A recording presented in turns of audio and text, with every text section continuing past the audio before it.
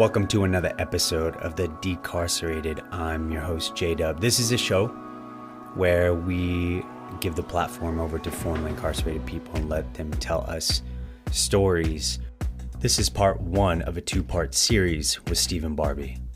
In this episode, we're going to learn where Stephen comes from, what sort of environments fed his eventual addictions, what happened because of those addictions, and we're going to go all the way up to and through his stint in federal prison. And in part two, we'll learn about what it was like for him to be released from prison, whether it was easy or difficult, and we'll talk about his future.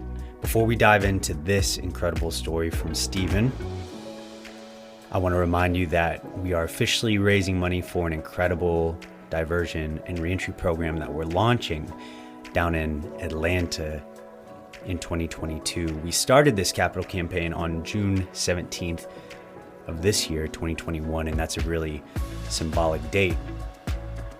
It is the 50th anniversary of when Nixon declared drugs to be public enemy number one.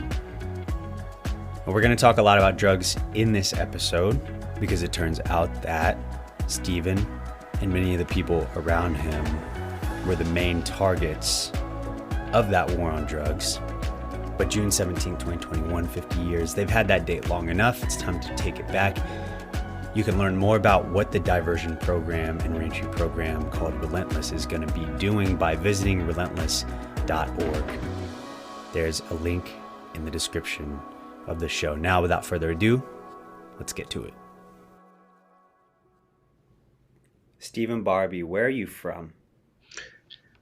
I was born in Joplin, Missouri, July 13th of 64. Of course, that's where I was born. I lived there for 3 years. I don't remember much about Joplin.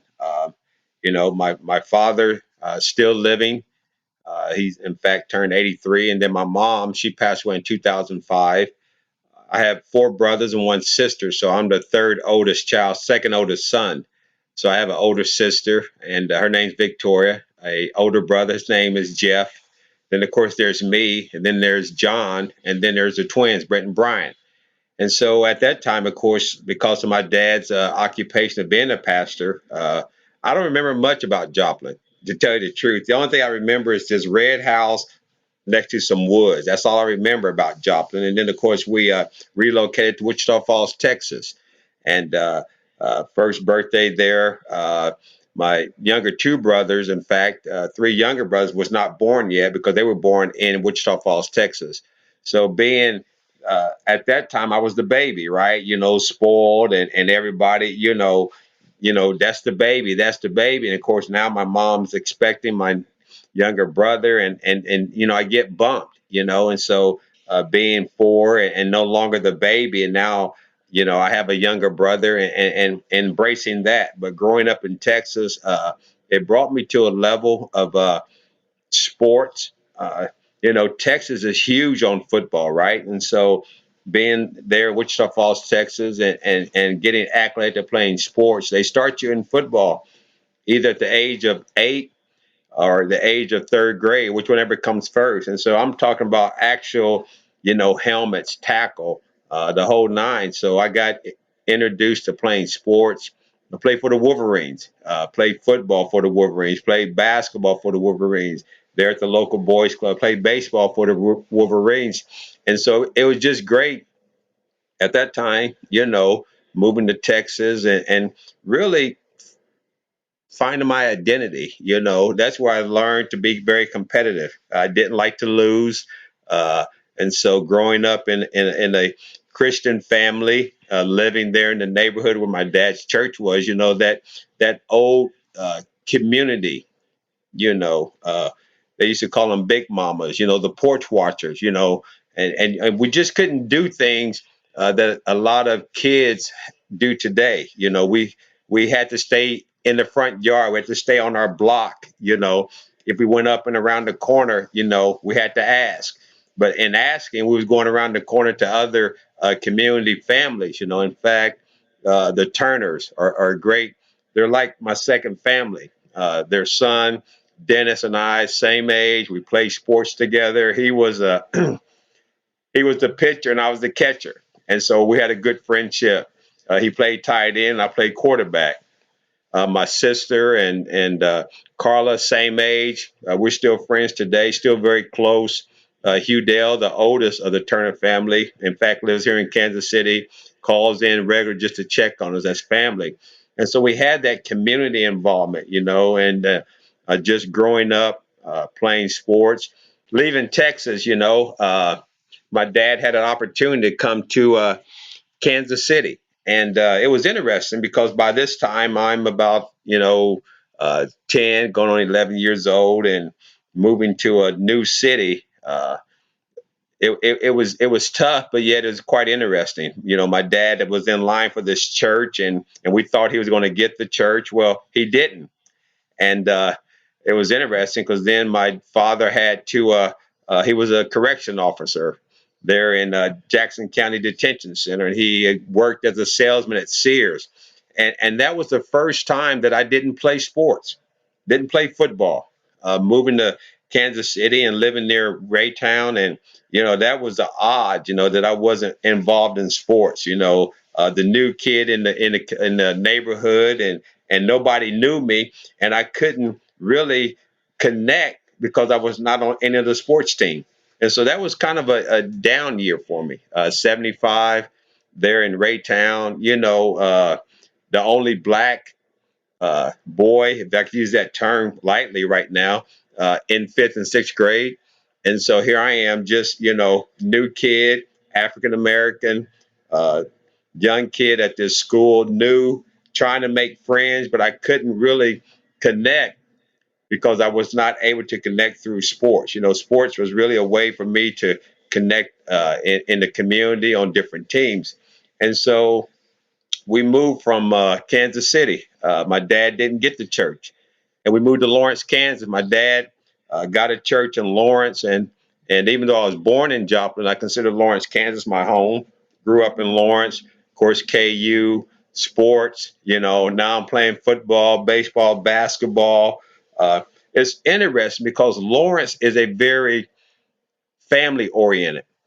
Uh, they have families that are just rooted in Lawrence. You got the Hunters and the Walkers and the Greens and the Watsons, the Newmans. Well, not knowing this, but all of those families are related. And so here we are, the Barbies, the new family in the community. And it was interesting because the question is, who are they related to, right? You know, how are they related to us? And we're related to none of them. My dad's the new pastor. He's doing ministry. And then I had the opportunity to start excelling on the basketball court, on the baseball field, on the football field. And so that which I missed in Kansas City, I reconnected there in Lawrence. And it was great growing up in Lawrence. It, having that new identity, that fresh start, right? And so then people begin to identify this Barbie family. Oh, that's the pastor with the five boys that are good athletes. And so our new identity came through playing sports.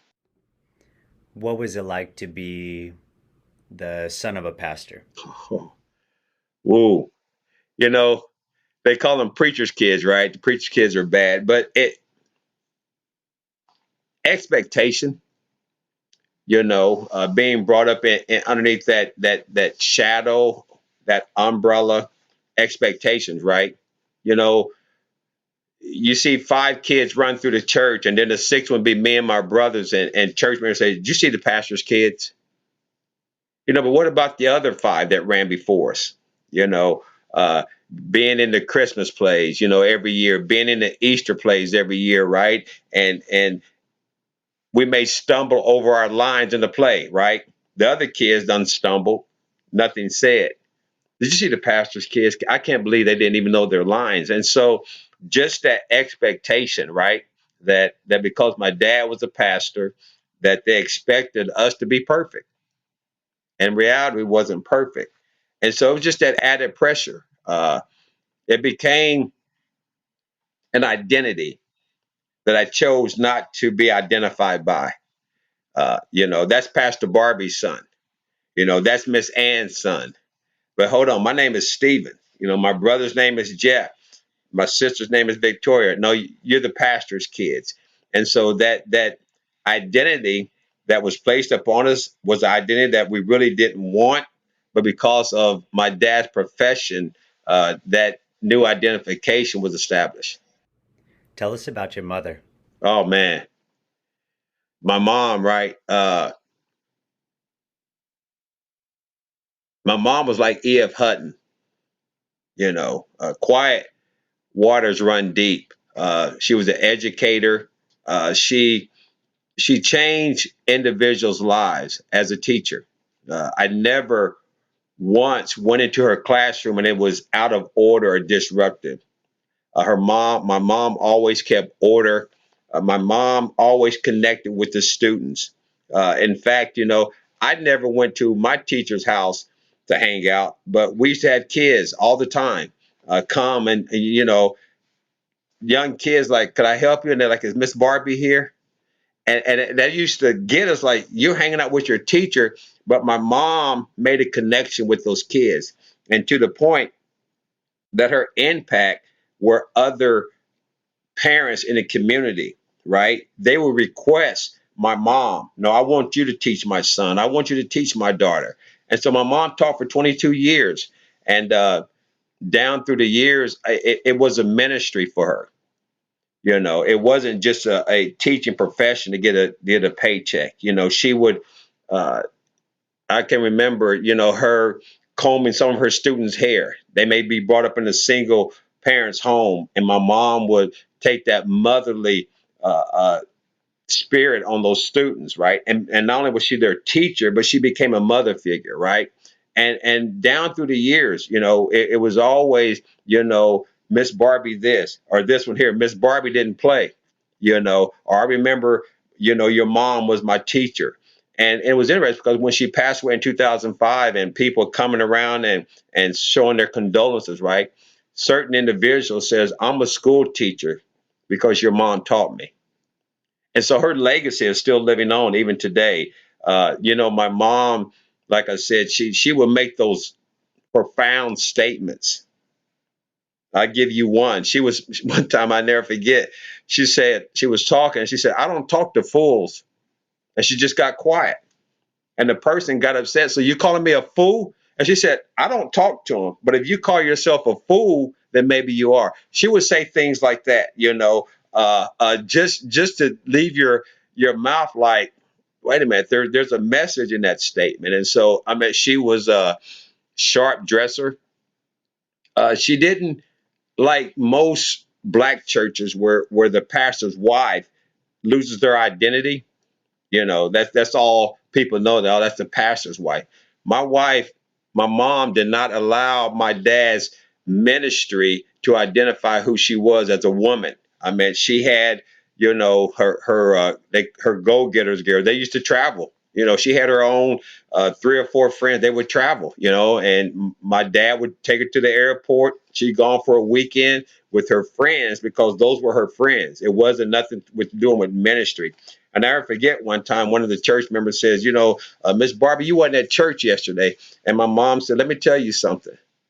She said, when I'm at church, I'm Ann Barbie. And when I'm at home, I'm Ann Barbie. She said, the church does not define who I am as a person. And so she was a sharp dresser. I mean, my mom dressed to the T.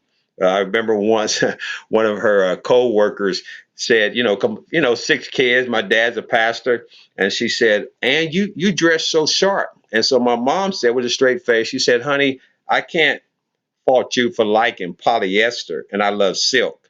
And the lady just got quiet. And so that's just the way my mom was. She was the glue to the family.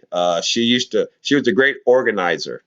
Uh, our family reunions have fallen off since she's passed away. Once she organized those family reunions at different, I mean, she will organize them in different cities and bring the family together. My mom, she didn't ask, she just told you. She would say things like, so I see you next Saturday. You're going to be there. You understand? You're going to clear your schedule and fly there, drive there. She didn't ask like, well, can you come next Saturday? I mean, that's the impact that she had in her profession, in our families, and in the community.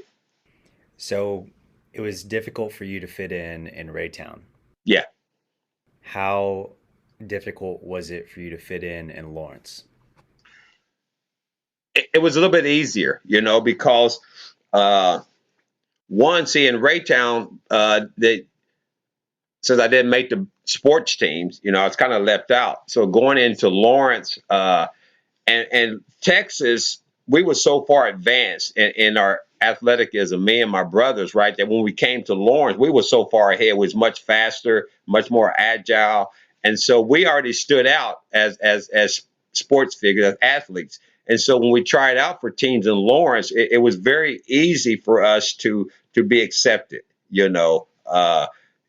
in Lawrence, the way the summer baseball was set up, it was actually a draft, and so you had to try out. It wasn't like the neighborhood team and the neighborhood kids. They had a tryout. And so here, me and my brother are getting drafted. He played for the major league team. I played for the minor league team, and we was connected to those teams for 3 straight years. And so just coming there playing ball, and at that time I played second base and third base, and pretty good hitter, had great speed. And so it's real easy for me and my brother both to connect. Was there a time during your sports career in Lawrence when somebody made you really aware of your blackness? Yeah. You know, Racism is so subtle, right? Sometimes it's so subtle that as kids and teenagers, you may not recognize it. I think now our youth are much more in tune. But for me back then, for example, there was an unwritten rule at West Junior High in Lawrence, Kansas. Uh, they could only have 3 blacks on the basketball team. We don't know where that rule come, but it was an unwritten rule. The coaches abide by it, right? And I was one of the fortunate 3 to make the team, even though there was other African American and minority ball players that should have made the team, but because that unwritten rule, and the sad part about it is the coaches abided by that rule, the athletic director abided by that rule. Now this is junior high school, you know, and for 2 straight years, because in Lawrence it was middle school, seventh, eighth, and ninth grade. My eighth grade and ninth grade year, me and the 2 other guys, Delmer White, we're still good friends today. Scott Watson, still good friends today. We were the only 3 blacks to make West Junior High basketball team, and it's just like, but why? You know, uh, at West we had the good athletes in football, but you couldn't have a black quarterback. You was a good running back. You was a good wide receiver. You was a good defensive back. But you can't play quarterback because we don't have black quarterbacks. And now this is in the late '70s, and so just that stigma, looking back, right? Understanding we was facing a lot of prejudice back then and didn't really recognize it. Uh, when we got to Lawrence High School was at that time one of the biggest and largest high schools in the state of Kansas. Great football tradition. I mean, undefeated. Uh, one loss, state champs. I mean, that's how good we was. Uh, but same thing. You weren't going to be a black quarterback at Lawrence High School. You know, and they lined up. They put like all the blacks at the same position. So you had like 5 deep halfbacks, and they're all black, and then you have 3 or 4 fullbacks that are white. The blacks that run the ball 99 yards, get down to the 1, and then they will hand it off to the white guys. Like, well, that doesn't make sense. But looking back now, knowing, you know, uh, they were pushing certain Caucasians on the team. And why were they pushing them? Because of who their parents was in the community. You know, the golf pro son. the president of the bank's son, even though they was average athletes, but because of who their parents was in the community. And it's like that didn't make sense looking back. But when we was back there playing football, as long as we won, let's win. They used to push like pastors, not my dad, because he's African American, like some of the Caucasian pastors or some of the larger churches, they would push their sons. They pushed this one guy named, pushed him, blew his knee out, never played it down at KU. Never played it down at KU. And my former coach, love him, great football coach. He's passed away now. He's in the Kansas Sports Hall of Fame. I mean, he only lost like 38 games in like over 10 or 11, 12-year period. I mean, that's how good of a coach he was. And put a lot of guys in college and put a lot of guys in the pros. But he would do things that was just wrong. Back then we didn't have the internet like today. So a lot of times when coaches wanted to recruit, they would send the recruitment letters, right? All these schools, right? But if you wasn't one of the chosen, you never got the recruiting letters. Prime example, my brother, Jeff, his senior year, he was third team tailback. First team tailback, blew his knee out. The Caucasian guy they was pushing. The next game, the second team tailback got hurt. The semifinals, 6A, my brother comes in off the bench. Everybody's like, well, where has he been? I'll never forget, front page of the sports page, my brother's diving over. Lawrence wins. They go to the state game. So then, leading up to the state game, all of these college coaches were like, who's this Barbie running back? Where's he been all year? He's been on the team the whole year. Been on the team the whole year. Just didn't get that opportunity, right? But fate had it. And so my dad was real close to the University of Kansas. He knew the coaches and the staff. And they asked my dad, how come your son hasn't responded to our recruiting letters? He never got them. Never got them. And so the state game, my brother, first series, gets hit so hard, got his bell rung, and had amnesia, had to get pulled out the game. And he doesn't even remember winning the state game. He got hit so hard. But then he was a good running back, right? But he never did get those opportunities. Why? Because the coach has so much control. And that's that subtle racism that was there in Lawrence that held back a lot of good athletes. Now, Stephen, you went from making plays on the court and on the field to making plays in the field. Mm-hmm. How did drugs find you? Being brought up in my Christian household, I was sheltered. Uh, years ago, I told my dad this. I said, Dad, you taught us the word of God. I mean, I can quote the scripture with the best of them. I said, but you didn't teach us how to live life. My parents thought that discipline and sheltering us was the best for us. And so, for example, they'll ask a question and then we'll respond with the question and then they say, don't talk back to me. Or they'll say, do this. And then we say, why? Don't talk back to me. And so a lot of things that we were sheltered from, it really sheltered us from understanding how life operates. My parents, each school year, would sit all of us down and ask, are you going out for football this year? And some years my younger brothers didn't go out. So my mom would be like, what time school gets out? School gets out at 3:15. So it takes you 20 minutes to walk home. Your butt better be coming through that door at 3:35.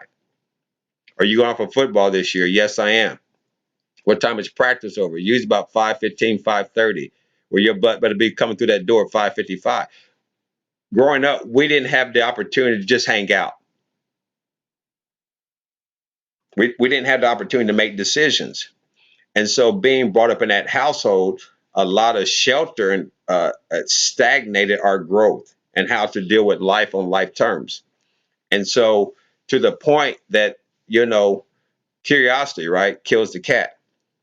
You know, back then in the 80s, you could buy what they called 3-2 beer, the less beer. And so, you know, people I grew up with, 18-year-old, they can go into Quick Trip or whatever and buy that cheap beer. And so that was my introduction to alcoholism. You know, back then, you know, Friday night after the games, go have a couple of beers, come sneaking in the house, right? Uh, you know, stand over at other friends' house, knowing that their parents allowed them to drink. And so I said, okay, I'm gonna stay over at Carl's house. Oh, okay. You know, but Carl's mom was cool, right? Y'all drink, but stay downstairs. I'm gonna stay over at Bill's house. Bill's parents were cool. Take everybody's keys. Nobody's leaving. Y'all go downstairs and drink downstairs in the den. And so my introduction to alcoholism was because of those that I hung out with. Of course, that led to start smoking marijuana, you know, and then, you know, that kind of just opened that door. You know, I did graduate from high school, went to, I signed to play at Independence Community College for football. Signed with in February. My brother was already down there at Independence playing, and you know we always wanted to play ball together.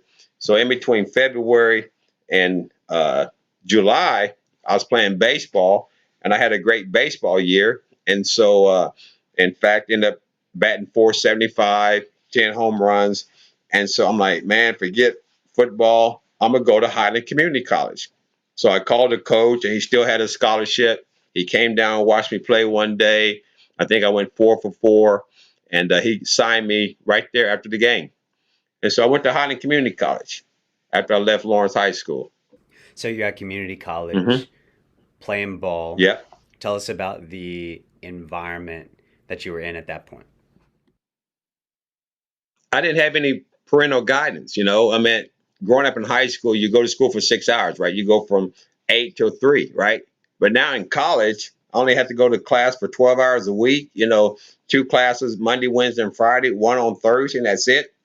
Well, that's when my drug addiction, that's when my alcoholism began to just get out of control, right? You know, you're in college, you know, Wednesday night keg parties, Saturday nights, you know, you go to the bars. Back then they had dime draws or quarter draws, right?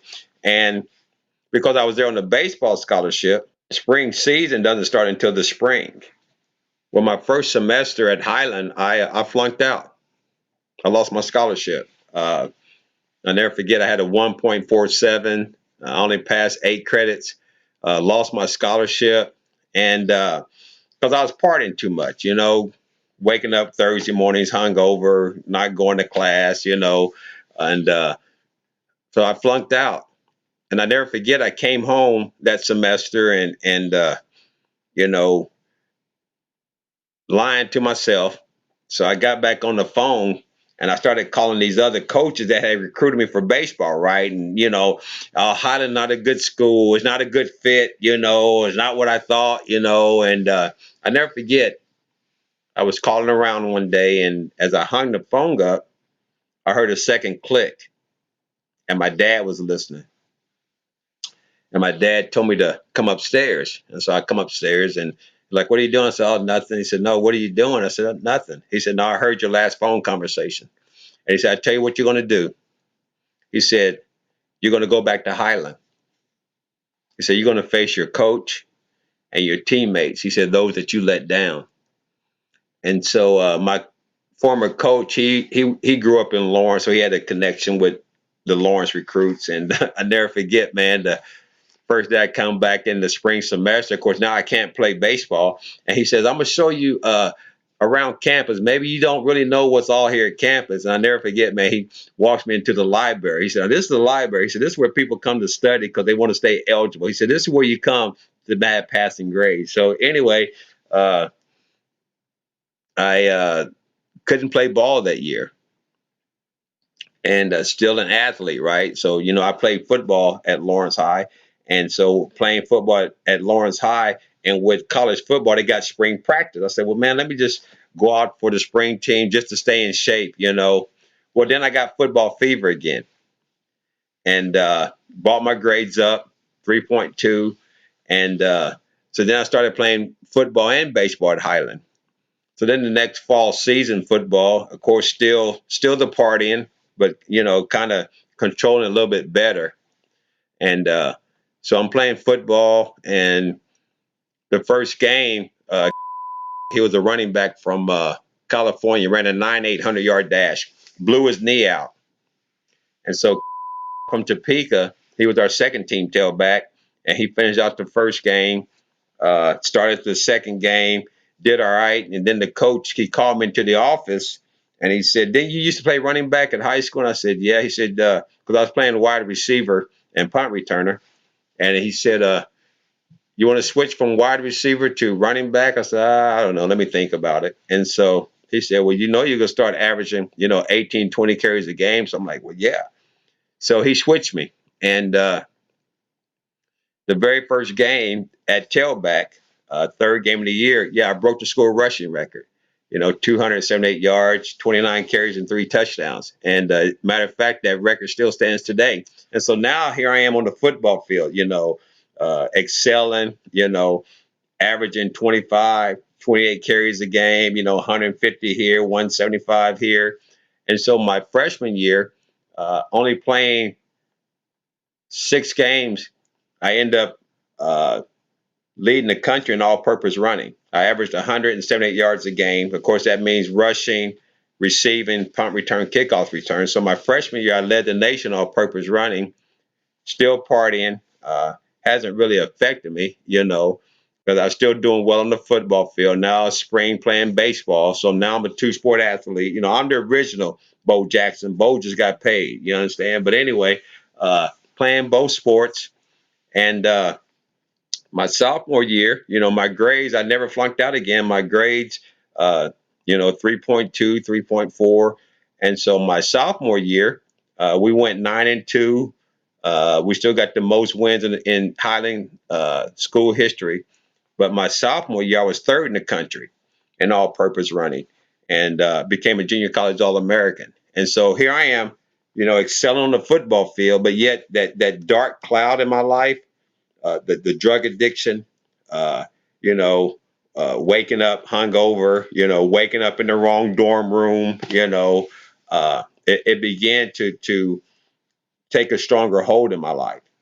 But having that darkness, but yet having that light on the sports field and playing, I got recruited by some major colleges, Stanford University, Northwestern, West Texas State, Northern Ohio, Weber State, Montana State, just to name a few.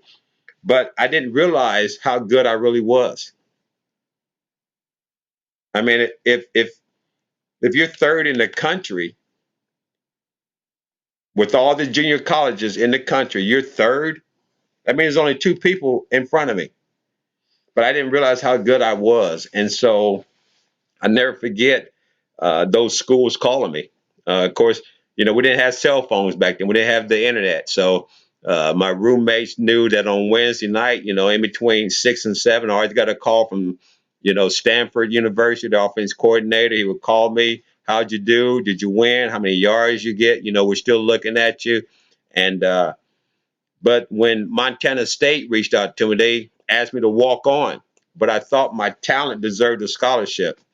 And so a lot of these smaller schools around Missouri and Kansas was recruiting me, like Baker University, Bethel University, Grace University, Graceland, Culver Stockton, and then Peru State, small NAIA school in Nebraska, gave me a full ride scholarship.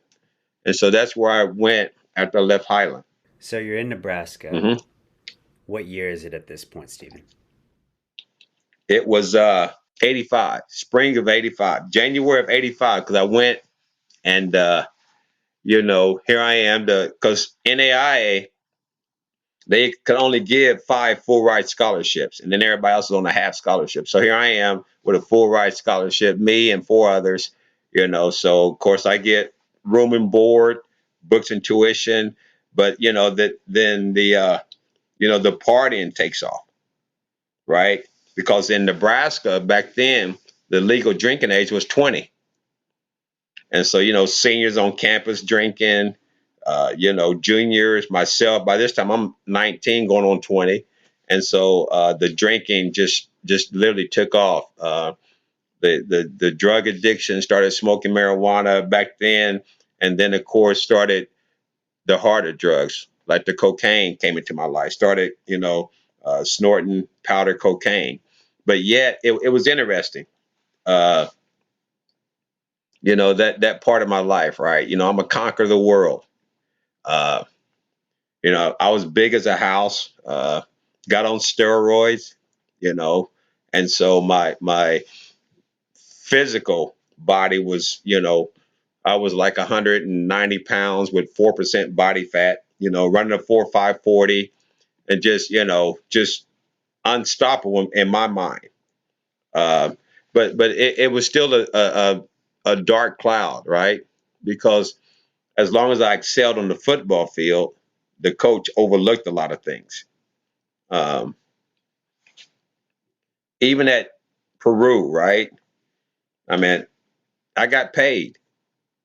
You know, my coaches sent me down to the financial aid office and go down there and like for what? And just go down there and here's a package for $1,800. Here's a package for 2,500. You know, and so I got pampered. Um, you know, took a lot of easy classes. You know, theory of coaching football, theory of coaching basketball. you know, folk dance. I took folk dance, got an A+. Some of these classes, that athletes take just to stay eligible. Met a young lady there. Um, didn't realize that her dad was the dean because she had a different last name, and so of course we started dating and started getting intimate. And so the summer of '85, she goes out to California, and I never forget. She called me crying. And I was like, well, what's the matter? And she kept saying, I'm sorry, I'm sorry. I'm like, well, sorry about what? Come to find out she was pregnant. And, I never forget her dad and then flew out to California on the red eye and forced her to get an abortion. And I never forget, he said, Steve is done. And he said, if you ever step foot on my campus, you're going to have problems. And so then I called my coach and said, hey, this is what happened. I said, the dean done threatened me. I can't come back. He said, don't worry. I'll take care of him. Now, mind you, I'm on a full ride scholarship. So then that was like June. Now I'm at home in Lawrence for the summer working out, jogging 2 or 3 miles to the gym, working out 2 or 3 hours, jogging back home, working third shift at Kmart distribution, working the docks, right? Getting that extra, workout in, and uh, back then, society looked at drinking and alcoholism different than the way they look at it now. And there was one particular bar, Johnny's Tavern in Lawrence, where you could actually cash your payroll checks at the bar on Friday mornings. And one Friday morning, I had worked 12-hour shift. Me and my friend got off work at 7:30, went straight to the bar, cashed our checks, and started drinking. And so then about noon, now we're on a motorcycle and we're kind of weaving, and we're like, man, if we stay on this motorcycle, man, we're going to be dead. I had about $700 or $800. He had about $700 or $800. And so we went and rented a car. We was going to rent a car. And we went to the car rental place. And this Thunderbird was going to get that. And then this customized van came around the corner. We was like, is that a vehicle that you can rent? He said, yeah. And like, well, how much? And he's like, just $2 more a day. He's like, give us the van. And so we got the van, went and parked his motorcycle, went and got a cooler, filled it up with alcohol, went by the drug man, got some marijuana, went by the dope man, got some cocaine. So we just driving around Lawrence, just partying. And so we partied all day Friday into Saturday morning. And I took him home Saturday morning. Said, man, I need to sleep, man. I can't make it. I'm like, okay. And so let me go by the bar, right? And I drank a couple of pitchers of beer. Now I've been up, been going hard, and so when I left the bar, I'm in this customized rental, and I blacked out. And they said that I was going 80 plus miles an hour. Well, I literally hit a telephone pole. And the old customized vans, if you can remember, they had the captain chairs, and then the engine kind of bubbled out. Well, I hit the telephone pole and pushed the engine all the way in, and got a battery acid burn. End up being in the hospital, and my mom, with her mother sense, was out of town, and she called and she said, "Where's Steve at?" And like, we don't know. We ain't sent him for. She said, "No, where's he at?" She said, "Something has happened to him." Well, sure enough, I was laid up in the hospital, and my dad comes and picks me up 3 days later. My arms bandaged up, battery acid burn, my head's all swollen. And so my dad said, he said, "Son," he said, "I want to show you how blessed you are." And he takes me to the wrecker, and he showed me the van, and I just started crying. I was like, "Man, how did I get out of that?" And he said, "Because God's hand of protection." And so by this time, I'm down, depressed. You know, I got the threat from the dean. Getting his daughter pregnant, don't come back. I had this bad car accident, and so I called my coach and say, "Hey, I'm not coming back. You can give that full scholarship to somebody else." But see, God has a sense of humor, because my roommate lived in Blytheville, Arkansas. And so he was coming up for tour days, and he was coming from Arkansas through Kansas to Nebraska, and his car breaks down on I-70 on the other side of the toll. And so my dad wakes me up. He said, "Go get Josh." I'm like, "Where's he at?" He said, "His car broke down on the toll." And I'm like, "What?" So I go and I pick him up. And so towed his car in, and it was on a Friday. And so, "Josh, do you think your dad would take me up to Peru?" I said, "I don't know. Ask him." So my dad said, "Yes, son, I'll take you." He said, "But it'll be Sunday tomorrow after church." And he looked at me. He said, "And you're going?" I said, "I'm not going." He said, "This ain't a discussion. You're going." So here I am. Got my arm bandaged up. Got my baseball hat because my head was still kind of swollen. So we drive up to Peru.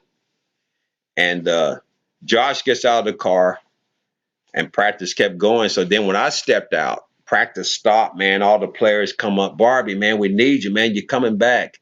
And Coach Adcox, he's no longer living, but me and him took a walk up the field. And he said, "Barbie," he said, "if you back next Sunday, you still got your full ride." And I was like, "What?" He said, "Yeah." He said, "Everything that's happened," he said, "I give you 1 week."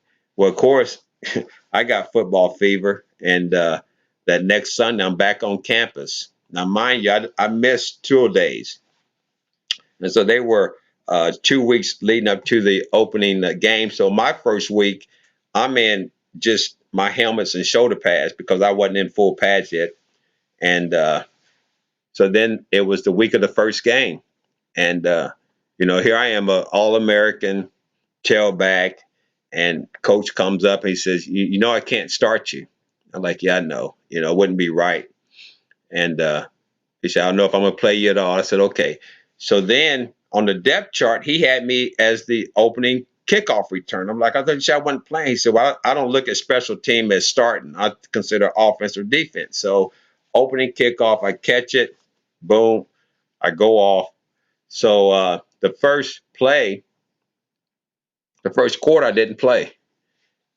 Now, the funny part of it is the dean, he was the color commentary on the Bobcats radio station, which means he has to say good things, right?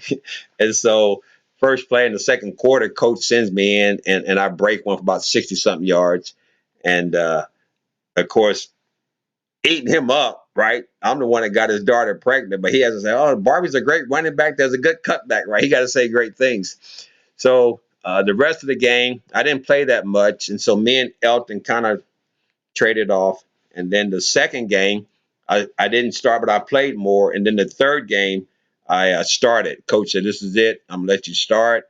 I never forget, we playing Concordia College, and I was getting ready to have a big game.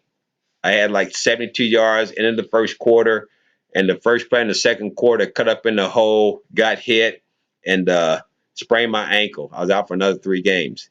And of course, playing the alcohol, the drugs, my world was just, it was a big fog. And so I ended up playing out that year, played baseball that year, and it was crazy because playing 2 sports, drinking, partying, the blackouts, getting on probation, not for academic because of I kept getting in trouble on campus. And one night I got in a fight, and still to this day don't remember who I fought. Only thing I remember was the campus police waking me up, and so I had to go down and see the dean, and I had to have a hearing with the dean and a couple of other professors, and they voted to kick me out. I had 2 weeks to go in that semester in the spring, and I got kicked out. Lost my full ride scholarship. Uh, all of my grades were either F's or incomplete. So now this is in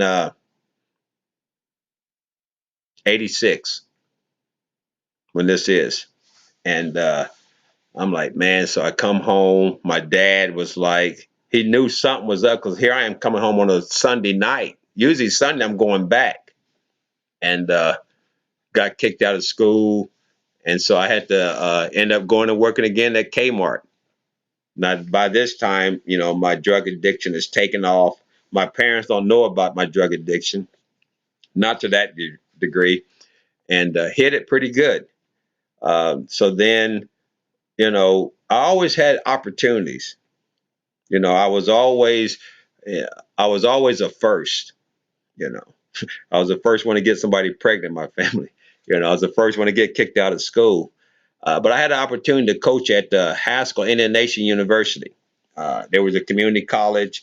I was the first ever African American coach at that school, and they had a 33-game losing streak, 35-game losing streak, and we ended up going 6-4 that year.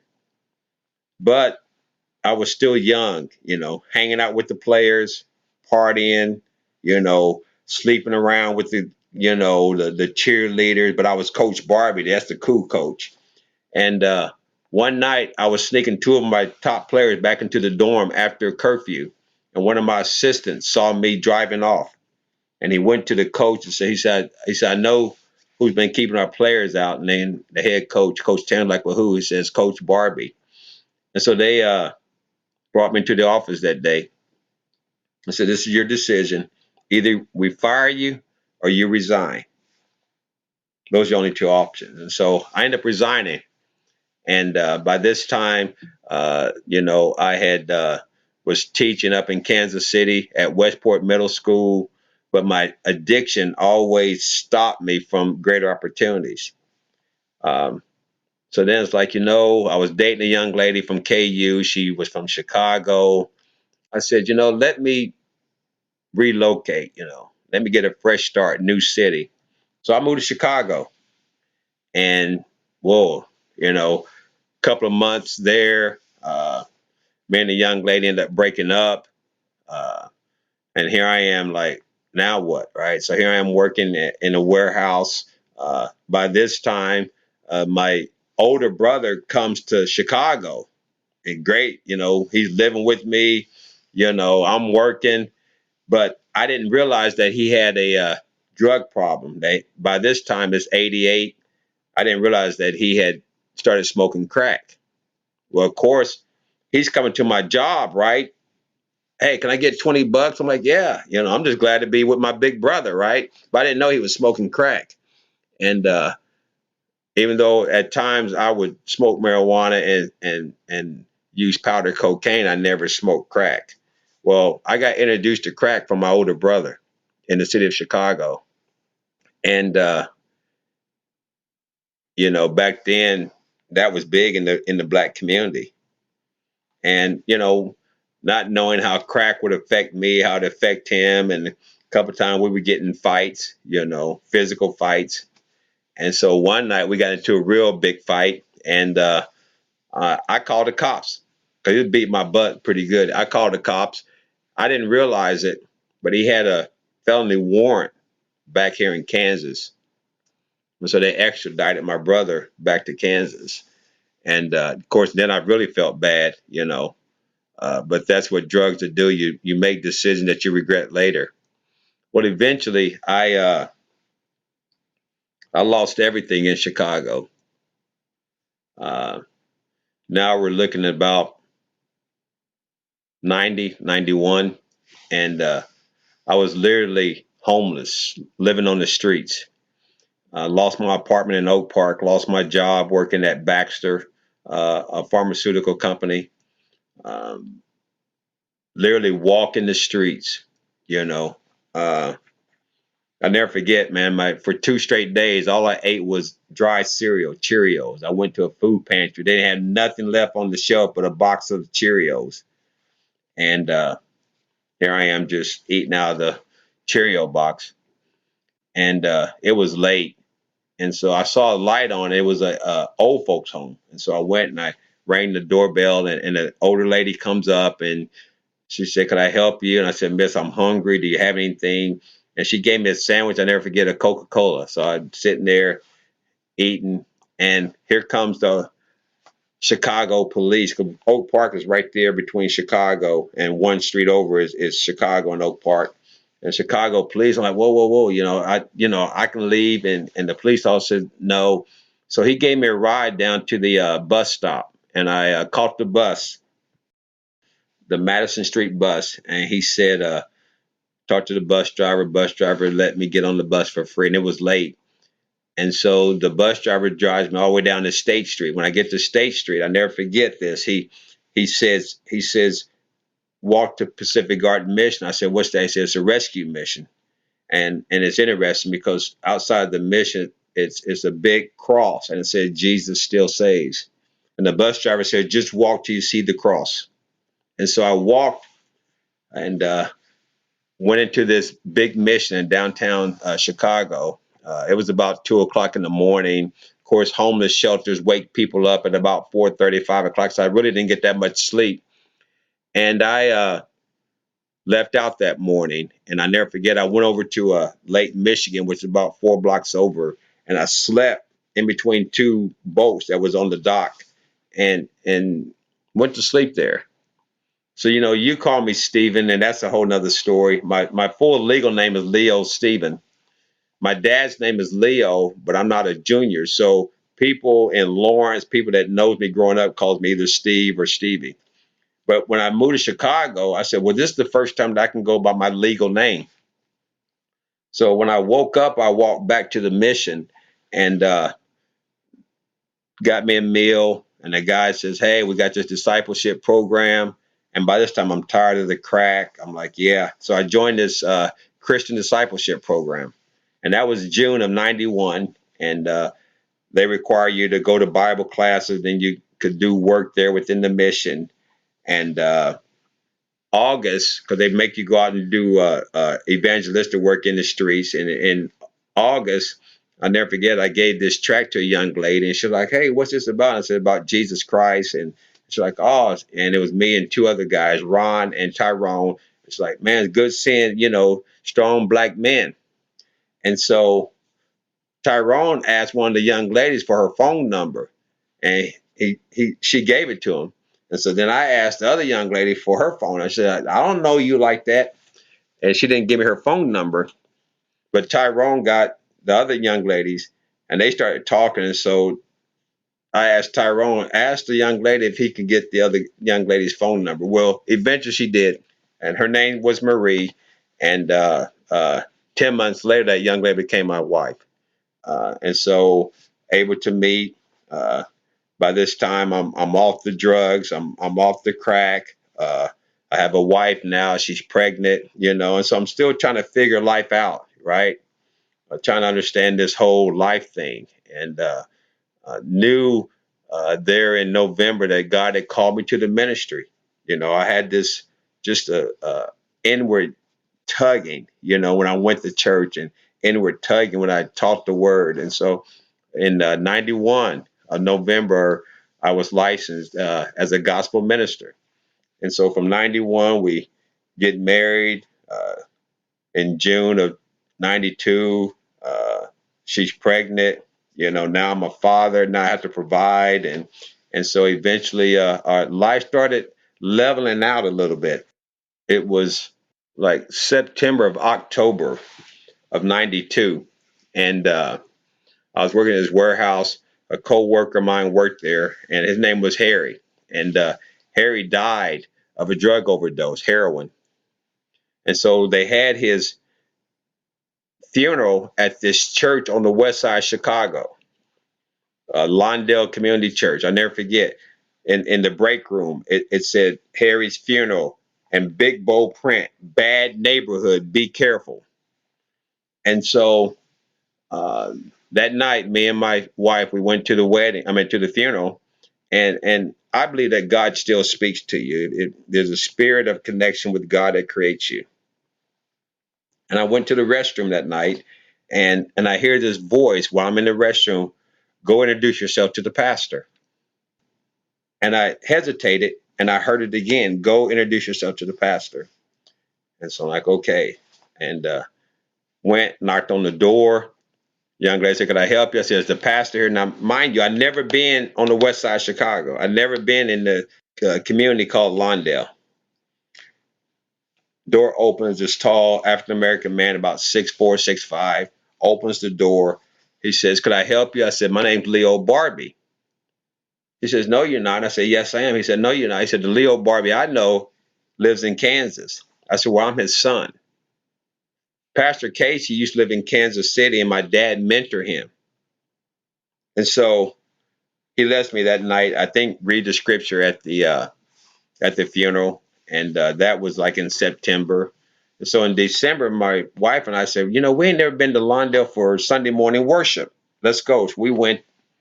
Nice service, and so after the service, Pastor Casey gives me a hug and said, hey, get a hold of me. I may have something here for you. I'm like, what? He said, get a hold of me. Well, I didn't know that Lawndale had a Christian clinic, that had a development corporation, and had a ministry. So they had been searching the country to hire a full-time chaplain because their Christian health clinic was beginning to explode. And so they hired me as a full-time chaplain on the west side of Chicago. They had the 15th poorest community in the country. So a lot of the we at that time used to see 60,000 patients a year. I went back there last year and visited. Now they're seeing over 150,000 patients a year. That's how much it's grown. Full time, when I left, the staff was about 100, 150 full time staff. West Side Chicago, Development Corporation, Recovery House, Transitional House, Restaurant. And so I was there ministering and full time staff. And because I was a chaplain, some of the patients didn't come to church. So they looked at me as their pastor. Hey, Chaplain Barbie. And just the poverty of that ministry and that community. It was nothing unusual for me to do 3 funerals in a 10-day period. It was nothing for me to go into an abandoned building and pull out a single mother that has her newborn babe because her parents kicked her out because she was pregnant.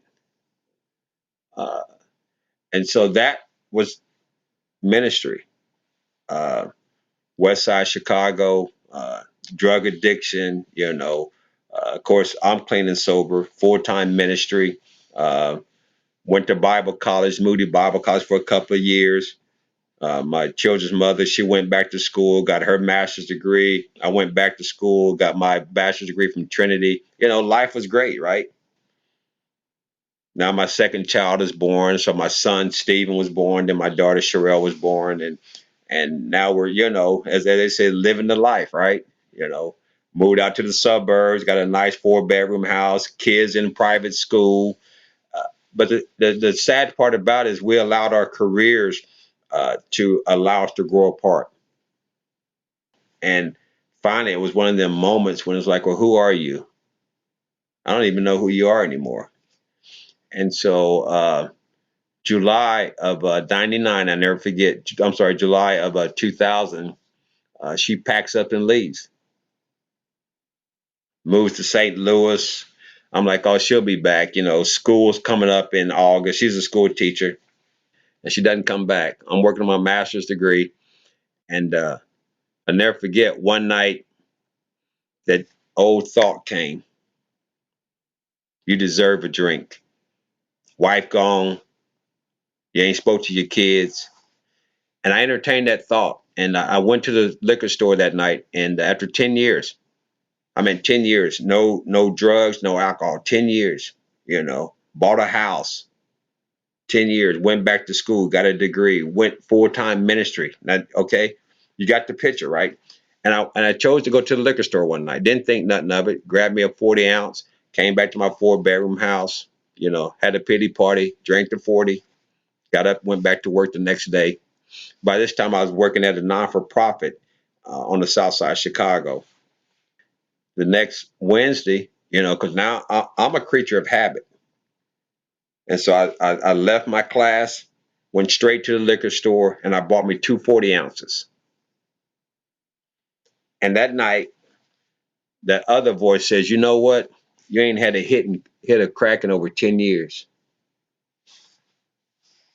You deserve one. Wife gone, ain't talked to your kids. And I entertained that thought. And that night, I went out and I smoked crack for the first time in over 10 years. And spent like $600 or $700. I'm just smoking. And I never forget, I was sitting with this young lady, and I got real quiet because we had just called the dope man to bring back some more dope. And she said, why are you so quiet all of a sudden? I said, you want to hear something crazy? She's like, well, what's that? I said, tonight I broke 10 years of being clean and sober. She started crying. She said, if I would have known that, she said, I would have called my brother because he's in the program. She said, I would never have called my dope man if I would have known that. Well, that opened that demon again, right? It's been over in time out for 10 years, but it's over there lifting weights. And so now my addiction is started. And I controlled it for a while, let me smoke 50 on Friday, cool out Saturday, go to church on Sunday, get back to work on Monday, right? Well, then Friday became Thursday. Thursday became Wednesday. And then all of a sudden, I'm calling my job, lying. Oh, my car broke down. You know, uh, uh, my kid's mother called me. I got to go out of town. And all this time, I'm. Well, finally, my spiritual conscience got a hold of me. And I told my executive director, I relapsed. I said, we knew. She said, because your behavior, you wasn't, you're missing reports, you're late for work, your excuses just kept piling up. And so for a whole year, I was unemployed and collecting unemployment and just smoking crack, 90 going north. You know, that addiction took me into a world that I was not prepared for. Uh, addiction puts you around people that you think is your friends, right? Uh, I found out where the closest projects was on the south side of Chicago, and they sold crack 24/7. It was a business. If this location was out, they said, "Well, go around to my other location," because they just re-up, and that whole addiction. Every week, I was blow all of my unemployment check, every week. I couldn't wait for Sunday so I can call unemployment and lie and say, yeah, I've been looking for jobs. Yes, yes, yes, yes, no thing. Wait till Thursday. Here comes the mailman, you know. Uh, you know, just that whole lifestyle, even putting my life in danger. Because I had a nice house, but my house eventually became a dope house, where where dope dealers were post up at my house, and you know, I would say, man, you go sleep in the spare room, but you have to give me a 16th of dope, or you can have my basement and you can bring the girls and all your partners over, but you're going to give me a 16th or 8 ball. And that's how down and depressed in my life had become, you know. Uh, I never forget once when I didn't realize that two dope dealers were in two different gangs. I didn't know it. And they're there in my house. And, it wasn't a good situation. And so eventually I sold my house back to the mortgage company. And I got a sister-in-law. She even today she still works for American Airlines. And back then she could give out family passes. And so I always kept this family pass in my wallet. I don't know why. Um, I always kept it on me. And so I mean, I had lost everything. I mean, I got my income tax check back, over 5 grand gone. Got my state's income tax. I never forget, over $2,500 gone in a 5 day period.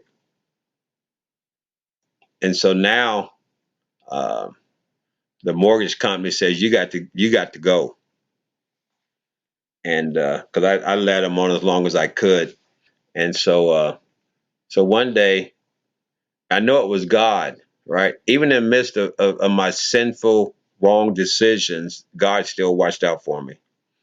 And I used to have a habit when I see like scratch off lottery tickets, I pick them up because maybe somebody didn't scratch them all off, right? And there was a row of like 10 scratch offs on the sidewalk. I just picked them up and I'm like, oh man, they didn't finish scratching these off. And out of those eight, two of them were winners. One was for $1, and the other one was for a free ticket. And so I gave the guy, I said, no, give me the dollar.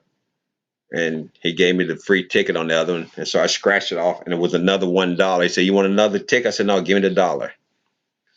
And I was on the far south side of Chicago, and I had the $2, and something said, go home,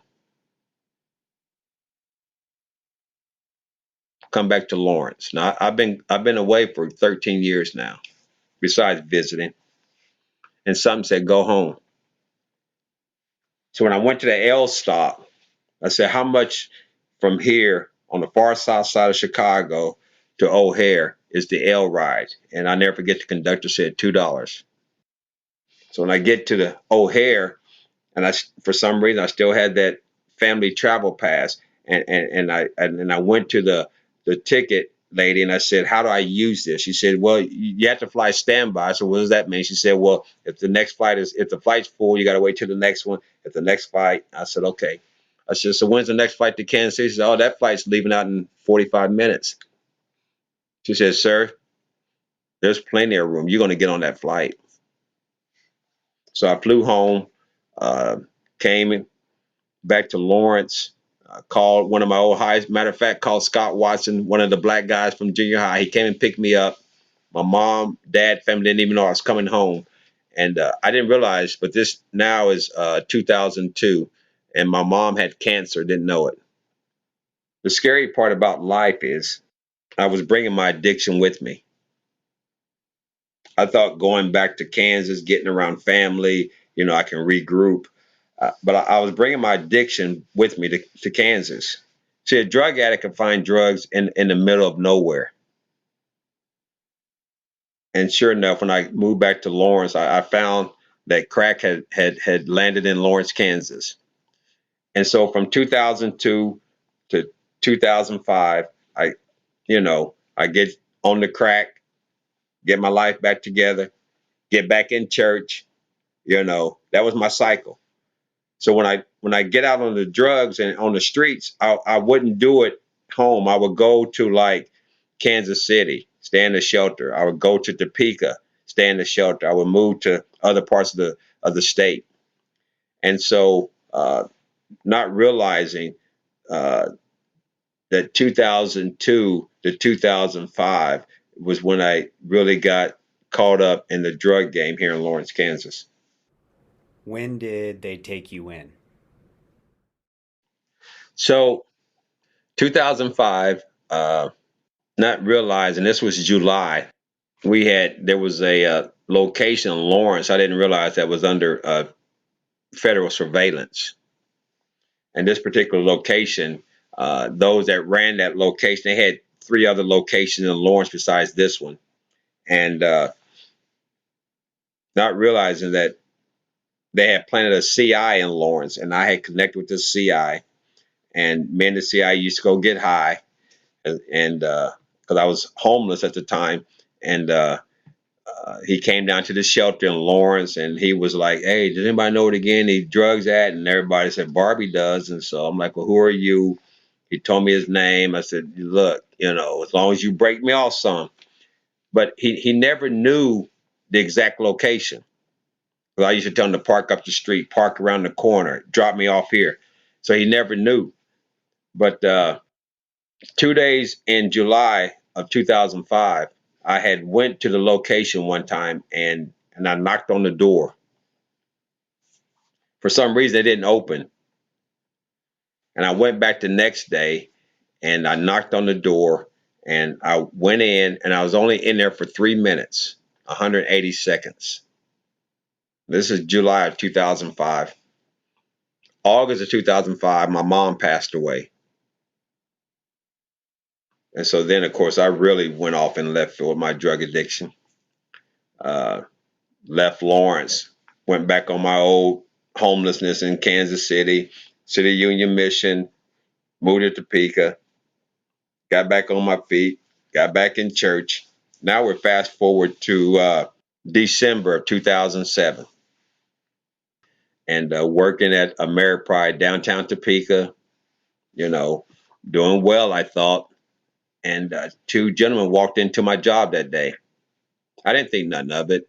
I was a supervisor over 3 departments, came down to make some photocopies, went back to my department. I get called back down, Mr. Barbie, can you come back down to the administration? I come back down. I thought I left something on the copy machine. I said, no, these two gentlemen want to talk to you.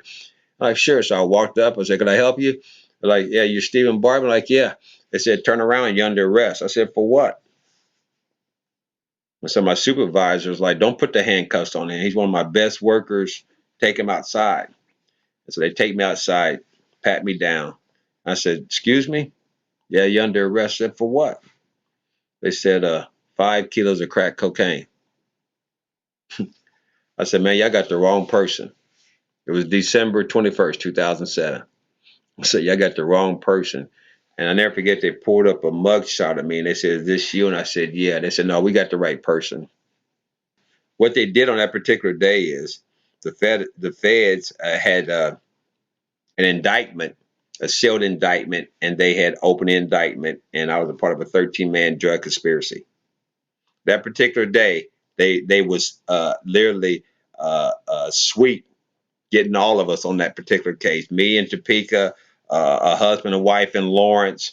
They had sent the feds down to Arizona to get another guy. Boom. So that particular day, I coming through Lawrence. I said, man, can I at least call my dad? So we stopped at the police station. Let me call my dad. I said, Dad, I don't know what's up. I just got arrested. He said, for what, son? I said, for 5 kilos of crack cocaine. I'm facing 10 to life. He let me see the indictment. I read it.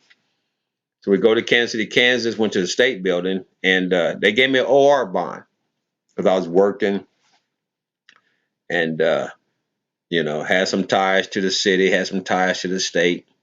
And so from December 21st, I had to call at the pre-trial, what they call it, so I have to check in every week, check in with her name was Diane Kearns, checked in with her and going back and forth to court, right? And I'm still like, man, how'd I get caught up in this drug conspiracy? 10 to life. So my first lawyer had to drop off the case because his father had passed away and they was trying to finish getting all of his stuff sold and move his mother. And so then my second lawyer, her name was Jackie Wykrusik. She's out in Overland Park. Man, this lady's sharp as a tick. I mean, she don't play. Now, mind you, I'm still out. And so one day we was downstairs in the cafeteria at the state building, and she says, She said, I may have to come off your case. I'm like, for what? She said, I can't tell you why. She said, but I may have to go upstairs and file a motion. So she goes upstairs, file a motion, and she comes back. She said, yeah, they took me off the case. I'm like, why they take you off the case? She said, well, since I'm no longer your lawyer, she said, that CI on your case was working for the government. He the one that got you looped in. I said, are you serious? She said, yep. I'm like, are you serious? She said, yep, he's the one. She said, I had represented him years ago. And so now he's working off prison time, working for the government. And I was like, are you? And so then my next lawyer gets on my case. This is about March, April. And one Friday night, I chose to go back out and get high that night. Bought me some crack, bought me some alcohol. Didn't think nothing of it. Smoked the crack, drank. And that next morning was a Saturday, and I called the drug line, and my number and name was up, and I had to go give a UA that day. And I never forget, that Monday morning, uh, Miss Kearns called me at 8:05. I said, hello. She said, Mr. Barbie, how you doing? I said, oh, I'm doing great. She said, really? She said, no, I said, oh, yes, I'm doing great. Get ready to go to work. She said, Mr. Barbie, as I'm speaking to you right now, she said, I'm issuing a warrant for your arrest. I still had like a minor misdemeanor case over in Lawrence. I've done some stupid stuff, like DUIs and, you know, not forgery. I used to write bad checks on my own account, knowing there ain't money in there to cover it, to support my addiction. So I had court in Lawrence. My dad picked me up, and it was May 12th of 2008. So we go to court, and the prosecutor stands, approaches the judge, and says, Your Honor, we drop all charges against Mr. Barbie. I'm like, man, good. I'm ready to get out of here. And he said, but Your Honor, we had to remand Mr. Barbie.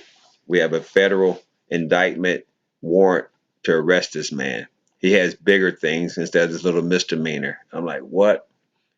And so I got arrested that day, lost my freedom,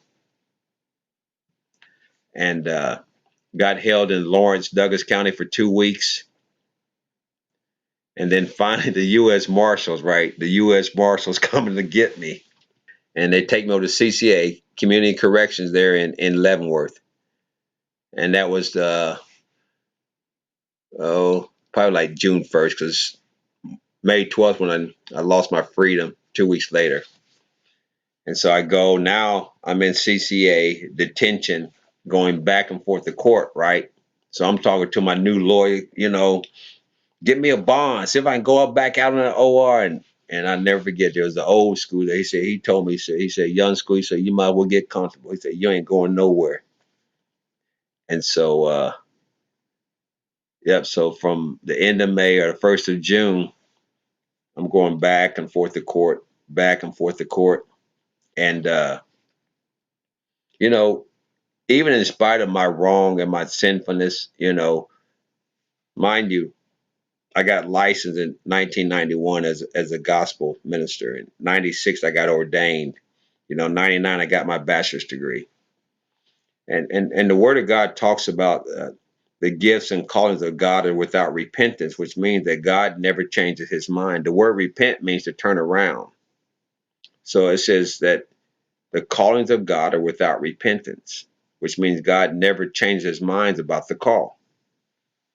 So even in the midst of my incarceration, I still saw God's hand and hedge of protection in my life. So when I'm at CCA and I get moved down to the workers' dorm, and I begin to have favor and liberty with the guards, that I could literally walk that whole facility unescorted. I knew the warden, I knew the assistant warden, I knew the sergeants, the lieutenants, that I could push the button and that opened the gate. Oh, that's Mr. Barber. I can go into any housing unit. And so even though I was incarcerated, I still had a sense of freedom. It didn't lock my cell at night. I could go to the microwave all night long. I could take me 2 or 3 showers a night. And so even in the midst of my incarceration experience, I still saw God's hand in my life. So eventually, going back and forth to court, August 29th of 2009. Now, mind you, I've been in there since May of 2008. Finally, uh, a year later and a few months, right? I finally get sentenced to 70 months in federal prison. 70 months, yeah. What did you think of yourself when you were serving that time? I don't like to lose as an athlete.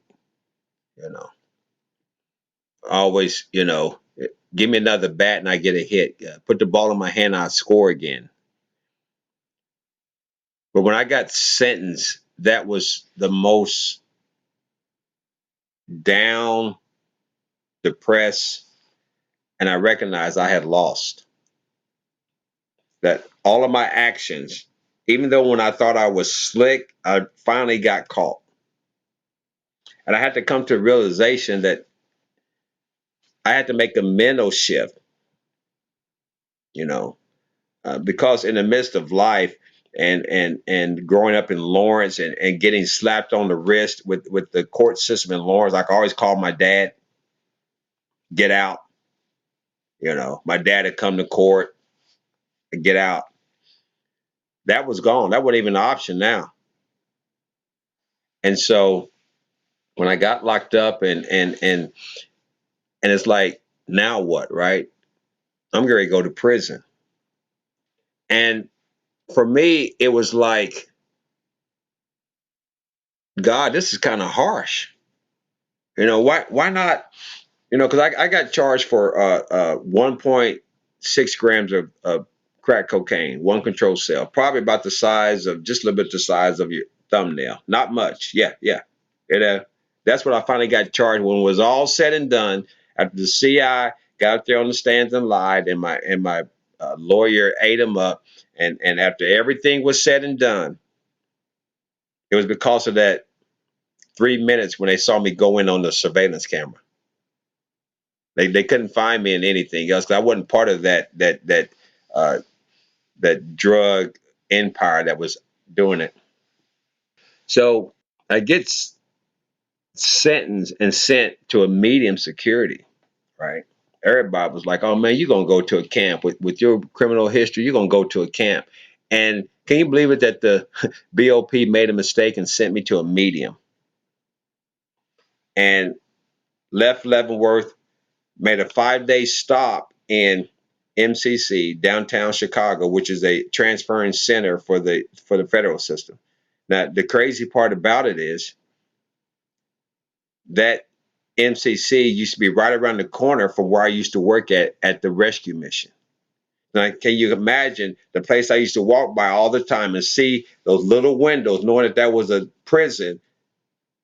Fast forward, now I'm housed there on the floor. Don't know if I'm gonna be there for 5 days, 5 months, 5 years, because you can actually be there that long. And 5 days later, I end up going to Pekin, Illinois, and I never forget the first morning I woke up in prison. And I've never been in prison. I've been in county jail, but never been in prison. And after breakfast, I'm walking, I'm walking the compound, and I'm the only one out there walking. And the CO yells at me, "Hey, you!" And I turn around, I look, keep walking. I point. He said, "Who else am I talking to?" He didn't say it that nicely. And he comes up, he said, "I don't know who you think you're walking around on my compound." He got in my face, right? And so when he was done, I said, "Excuse me, sir, can I make one statement?" He said, "What?" I said, "Sir, this is my first morning ever waking up in prison." He said, "Sir, I'm sorry." He said, "I apologize." He said, "But you just can't walk around." He said, "This is a medium security." He said, "We have control mode." He said, "Why don't you go back to your housing unit and ask how we do things around here?" One thing I learned about prison is this here: learn the unwritten rule, not the written rule, not the one they got in their little handbook. You can throw that out the window. Find out what the unwritten rule, because the unwritten rules are the ones that's going to keep you. You're like, what are you talking about? The federal system is a well-oiled machine. So because my conviction was in the state of Kansas, my last three digits ID number was 11759031. All 031s in the federal system comes from Kansas. All 044s come from the east side of Missouri. All 045 come from the west side of Missouri. So just by your last three digits, everybody knows where you're from. In the federal system, the system teaches racism and separation. Blacks sit with blacks, whites sit with white, Native Americans sit with Native Americans, Mexicans sit with Mexicans. That's the way it is. But it's not in the handbook, but it's an unwritten rule. There's no way that I could go through the Caucasian dining hall. If I went through that, I'm literally writing a death sentence. So, because 031 Pickens in Illinois, which was heavily gang-driven prison. A lot of the gangster disciples, Vice Lord from Chicago, ran that prison. So I had to figure out how to survive, right? Even among the blacks, there was segregation. Chicago sat with Chicago, Florida sat with Florida, Missouri and Kansas, because we're a small number, we only had two tables that we could sit at.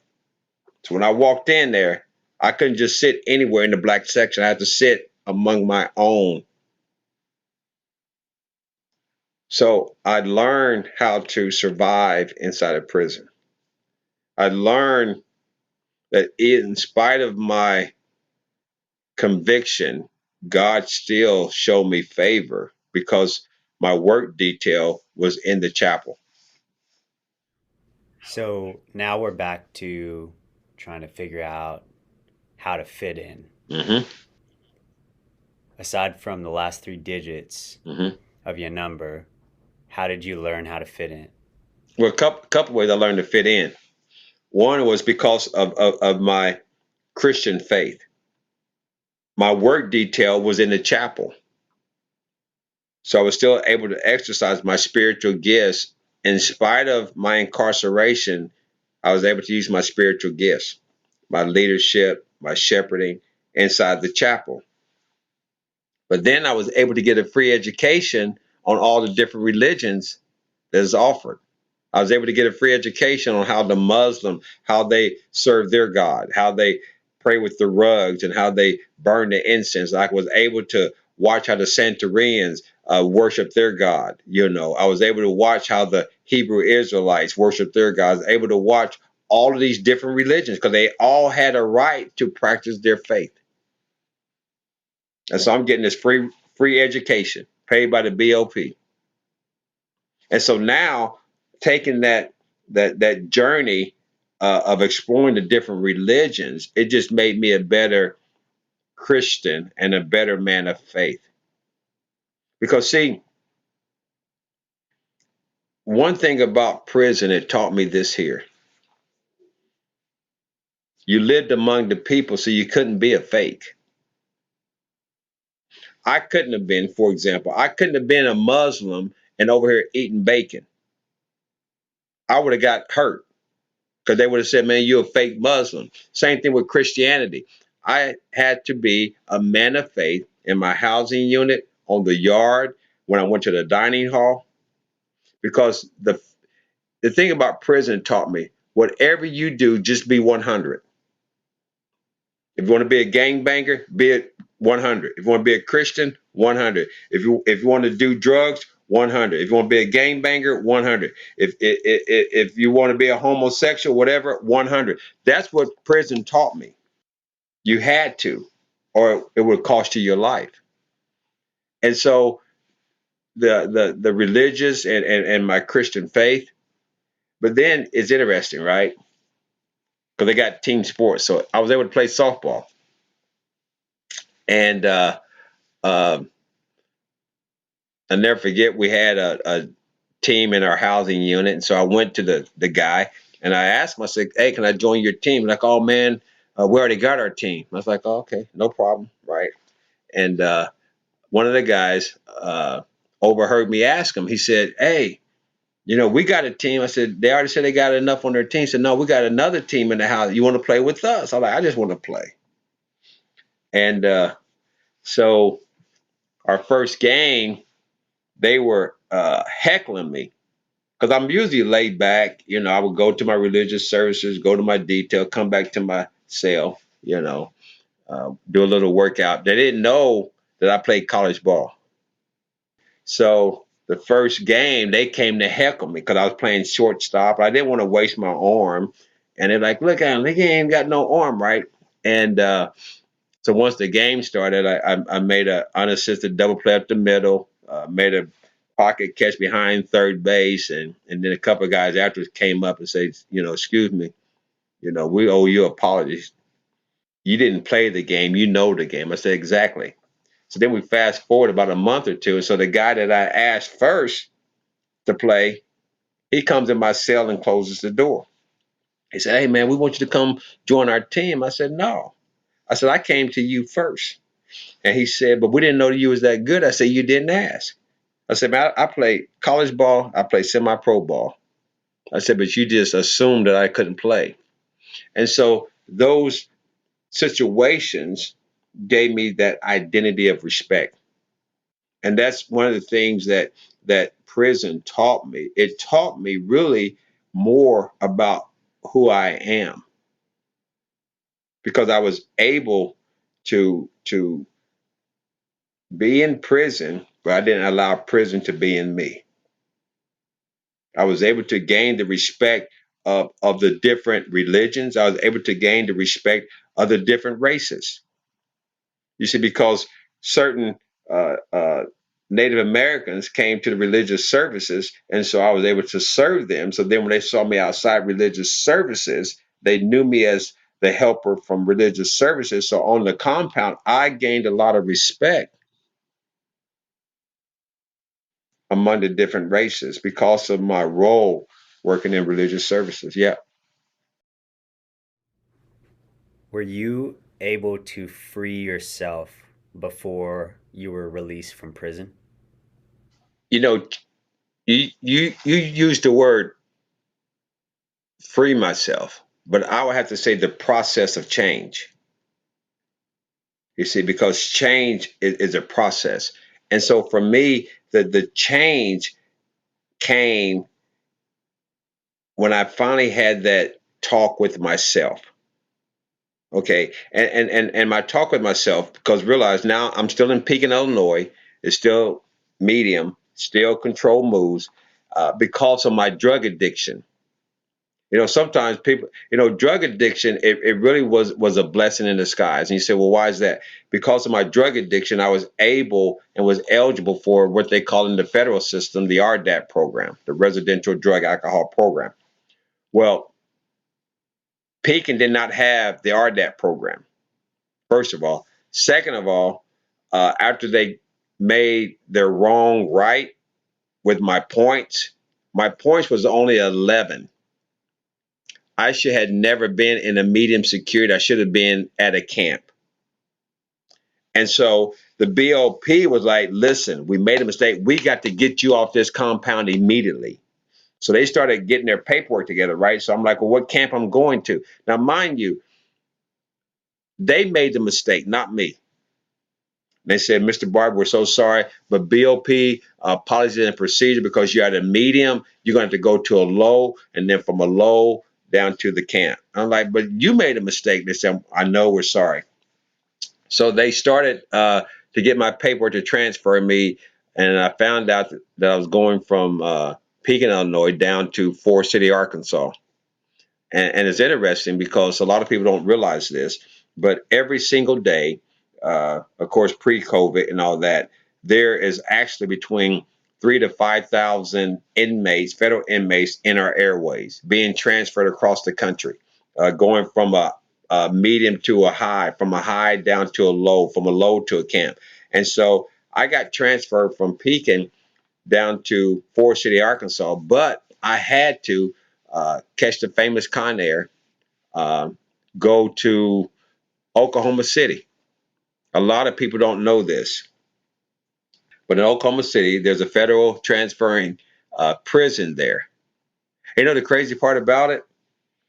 I left Chicago. I left Pekin, caught a 2 hour bus ride to O'Hare, waited on the tarmac. I'm in handcuffs, shackled, right?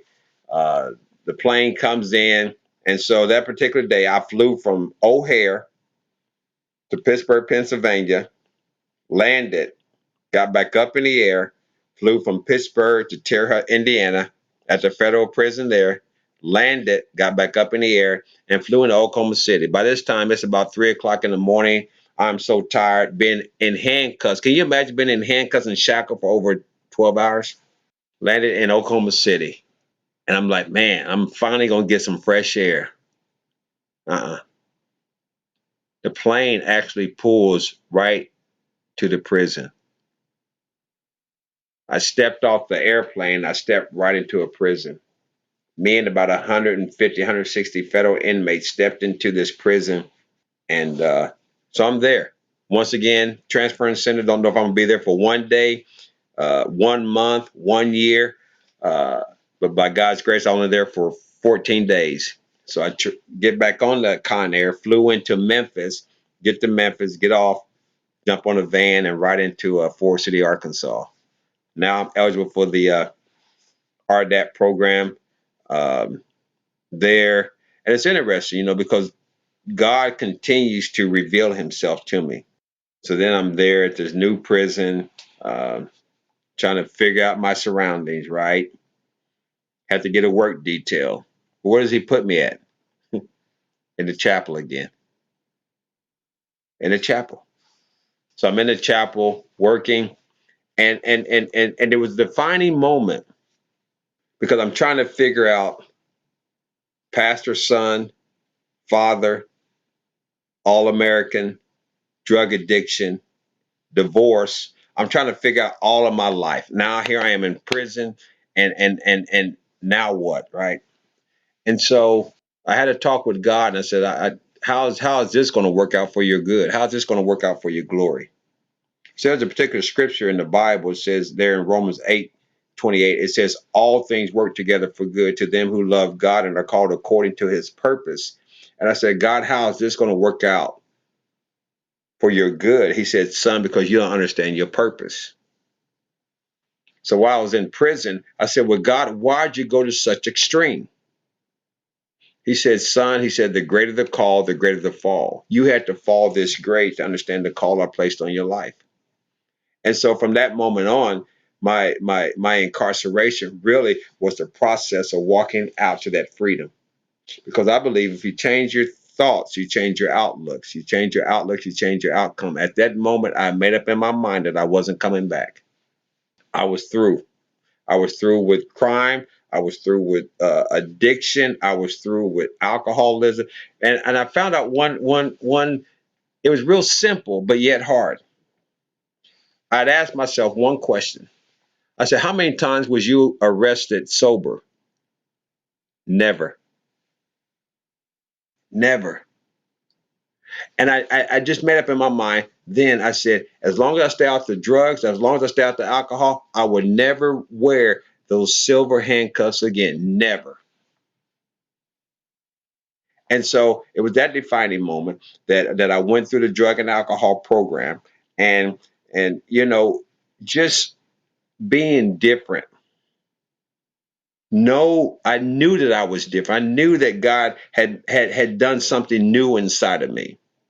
That they'd be patting everybody down, coming across the yard, and they'd come to me and they're like, go on through. We know you ain't got nothing on you. When they come and shake down the cells and shake down, and they would bypass mine, turn my pillow over. They wouldn't tear up my cell. We know you ain't got nothing in here. And so change was in me, but now I was beginning to live out the change, that working in the chapel and being a suicide aide, within the psychology department, and those type of moments, I recognized that change was already happening. And so I began to live change behind the walls. I challenged myself. The athlete in me stirred up because I don't like to lose. I said, if I can change inside of here, once I leave here, things that I will face, I can endure. And so, because I completed the drug program and because I was able to go through that 500 hours, right? There was another defining moment. A young man, because while I was in the therapeutic community, there was between 120 and 150 men in our housing units. We had to go to community every day. We had to go to small groups, had to see our counselor. There was a young man. His name was Idolette from Florida. Weird dude. Weird. Young cat. Always liked to have his hair was like 4 braids, one here, two here, one back here. But for some reason, he gravitated to me. And I never forget, he said, you got a gift and you don't even know it. And I'm like, what are you talking about? Now, here I am in prison. He said, you got a gift, you don't even know it. And I was like, what are you talking about? He said, you had the power to speak change. He said, man, I watch you. Every time you stand up in community and you say something, you put everybody on the edge of our seat. He said, even the staff. He said, I've watched them. He said, you got a gift. He said, why don't you start exercising your gift right here in prison? Like, well, what are you talking about? He said, where else can you have a captive audience of 120, 150 people every single day? He said, man, just stand up and start speaking and use your gift every single day. So I took that as a challenge. And so here I am in prison in a therapeutic community with 120, 150 other federal inmates. And I stood up every day and I spoke. And so it was interesting because when our graduation came and the staff brought me in, I thought I was in trouble, right? And they said, we never done this. We never had an inmate be the featured speaker. Will you be the graduate speaker? And I'm like, yeah. And so I was able to speak. That was January 17th. Spoke, and they gave us a little certificate. In fact, I still have it. Still have all my drug treatment books as a reminder. You know, I those are reminders for me that I don't want to go back. I still got my federal ID. Sometimes when my thinking wants to go off in left field, I grab that ID and I look at it. It's like, no, I don't want to go back. And so on January 17th, after we did graduation, and let me say this: there's a lot of good men in prison. There's a lot of good women in prison. See, there's two types of people in prison. You're like, well, what? So you have a criminal, and then you have ones that broke the law. See, a criminal is one that still does criminal activities inside of prison. Prison hasn't stopped them from being criminals. They still lie. They still do drugs. They still do gambling. And the walls ain't stopped them one bit. But then you have those that broke the law. They recognize, listen, I messed up. I broke the law. Let me do my time and let me go home. And so that particular day, I never forget. I still talk to a few of the guys. You know, my ex-cellmate, he's doing quite well, got his own business in Vegas. And January 18, 2012, I caught the bus, Forest City, Arkansas, and caught the bus to Kansas City, Missouri, where the Fed says you need to report to the Federal Halfway House at 1514 Campbell in downtown Kansas City, Missouri. Join us again in 2 weeks to learn how Stephen got written up for the first time during his entire bid after he left prison.